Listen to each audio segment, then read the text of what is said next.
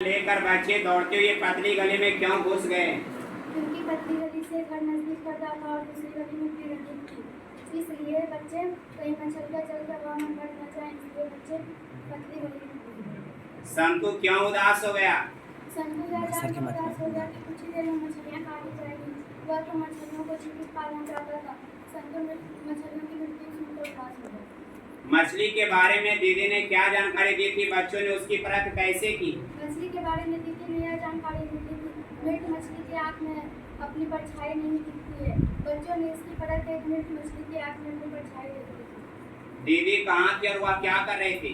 दीदी एक कमरे में थी और वह सिसक कर रो रही थी। उसे बार बार हिचकी आ रही थी और हिचकी का कारण उसका शरीर सिहर रहा था। अरे अरे कहता हुआ भागू किसके पीछे भागा और क्यों? अरे अरे कहता हुआ भागू संतु के पीछे भागा, क्योंकि संतु एक मछली को लेकर कुएं की तरफ भाग गया। संतु को डर था कि कहीं संतु मछलियों को कुएं में ना फेंक दे और उसे डांट सुनना पड़ जाएगा। मछलियाँ लिए घर आने के बाद बच्चों ने क्या किया? मछलियों को घर लाने के बाद बच्चों ने नहान घर में एक बड़ी बाल्टी की पानी को आधा किया और उसमें मछलियों को रख दिया। उन्हें डर था कि कहीं बड़ी बाल्टी से मछलियाँ कूदकर पानी के अभाव में मर जाएंगी।